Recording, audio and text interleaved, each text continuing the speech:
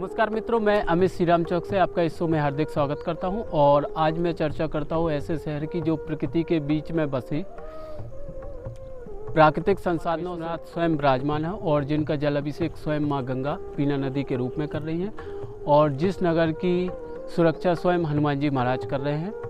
ऐसी सुंदर नगरी का नाम राहतगढ़ है, जिसको हम भगवान विश्वनाथ की नगरी के नाम से भी जानते हैं। सबसे पहले मैं बात करता हूँ बनैनी घाट मंदिर की, जहाँ स्वयं भगवान विश्वनाथ विराजमान है और ये अपने अलौकिक और दिव्य रूप में विराजमान है। और इनकी जो शिवलिंग है वो अद्भुत है, क्योंकि भारत में इस तरह की कोई शिवलिंग नहीं है। एक ही पत्थर पे 108 शिवलिंग है और इसका महत्व 12 ज्योतिर्लिंग के समान है। दूसरे नंबर पे माँ शीतला माता का मंदिर है, जो भगवान विश्वनाथ के मंदिर के पास में स्थित है। माँ शीतला माता की मूर्ति अद्भुत और चमत्कारिक है। जब माता का पूर्ण श्रृंगार हो जाता है तो मूर्ति देख के लगता है कि माँ साक्षात अपने भक्तों को दर्शन देने आ रही हैं। इन्हें हम नगर की देवी या ग्राम देवी कह सकते हैं, क्योंकि इन्हीं की कृपा पूरे राहतगढ़ वासियों पर बनी रहती है। बनैनी घाट मंदिर परिसर में भगवान विश्वनाथ का मंदिर और माँ शीतला मंदिर के अलावा अनेक मंदिर और हैं और यह स्थान राहतगढ़ के प्रत्येक त्योहारों का केंद्र बिंदु है। तीसरे नंबर पर बात करते हैं लालबाग के गणेश, या इन्हें लालबाग का राजा भी कहा जाता है। यह मंदिर राहतगढ़ से 4 किलोमीटर दूर वाटरफॉल पार्किंग के दाहिनी ओर स्थित है।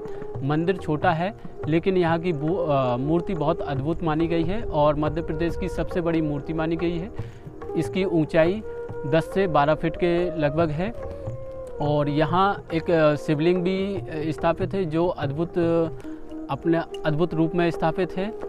और यहाँ लोगों की मनसा भी पूरी होती है, तो मनसा पूरन गणेश भी कहा जाता है। पे हम बात करते हैं लखेरा धाम की।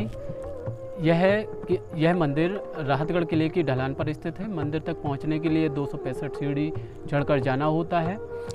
चूँकि मंदिर तो अभी बना है, लेकिन यहाँ की मूर्ति किले के समय की बताई गई है। मंदिर के सामने का दृश्य देखते ही बनता है।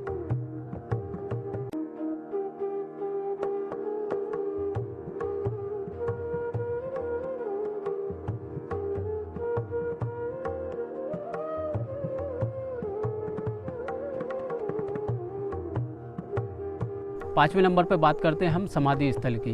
यह आम घाट पर स्थित है। चूँकि यहाँ पहले आम के बहुत ज़्यादा पेड़ हुआ करते थे, इसलिए आम घाट बोलते हैं और इसे दीपा भी बोलते हैं, क्योंकि यह समाधि के चारों तरफ नदी बहती है, जिसे दीप बोलते हैं, लेकिन सामान्य बोलचाल और बुंदेलखंडी में इसे दीपा बोलते हैं। कहा जाता है कि स्वतंत्रता के पहले यहाँ स्वामी कालकानंद जी का निवास स्थान था और वह बहुत दिव्य पुरुष थे। उनके चमत्कार कई लोगों ने देखे हुए हैं और उनने अपने जीवित रहते हुए यहाँ समाधि ली थी। यह स्थान बहुत जागृत और दिव्य है। 6वें स्थान पर हम बात करते हैं गुर्जाधार की। यह स्थान राहतगढ़ से 5-6 किलोमीटर की दूरी पर स्थित है। स्वामी दयाल दास जी रहा करते थे, उनके भी कई चमत्कार रहे हैं और कहा जाता है कि आदिकाल में यहाँ माँ गिरजा ने तपस्या की थी, इसलिए इसे गिरजाधार, लेकिन सामान्य बोलचाल में इसे अब गुर्जाधार के नाम से जानते हैं। यह स्थान भी काफ़ी दिव्य और चमत्कारिक है। बात करते हैं राहतगढ़ किले की। यह ऊंचे पहाड़ी पर स्थित है।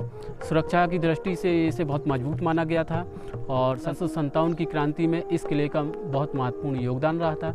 यह किला परमार वंशों द्वारा स्थापित किया गया है। बाद में यहाँ चंदेलों का भी राज रहा, मुग़ल साम्राज्य का भी राज रहा और ब्रिटिश शासन का भी राज रहा। 50 एकड़ में फैले इस विशाल किले के खंडर और महलों को देखकर उस समय की भव्यता और वैभवता को आप आराम से समझ सकते हैं। आगे हम बात करते हैं राहतगढ़ वाटरफॉल की। यह राहतगढ़ का सबसे ज़्यादा देखे जाने वाला स्थल है। यह काफ़ी रमणीय है और इसे देखने के लिए दूर से लोग आते हैं। यहाँ 50 से 60 फीट की दूरी से पानी गिरता है और यह स्थान भी ऐतिहासिक महत्व का है। आगे हम बात करते हैं कोहाई की। यह स्थान राहतगढ़ से 6-7 किलोमीटर दूर चौकी गांव के पास वन क्षेत्र में है। यहाँ प्राकृतिक रूप से जल की धारा निरंतर बहती रहती है। इसका क्या कारण है, यह तो नहीं पता, और इसके इतिहास के बारे में भी कोई जानकारी नहीं है। साथ में मैं आशा करता हूँ कि प्रशासन इस ओर आवश्यक कदम उठाए, क्योंकि भविष्य में ये भी एक बहुत अच्छा और दार्शनिक स्थल बन सकता है। इनके अलावा 50 से 60 और प्राचीन मंदिर राहतगढ़ में स्थित है। हमारी जानकारी आपको कैसी लगी हमें कमेंट बॉक्स में ज़रूर बताएं। धन्यवाद। जय श्री राम।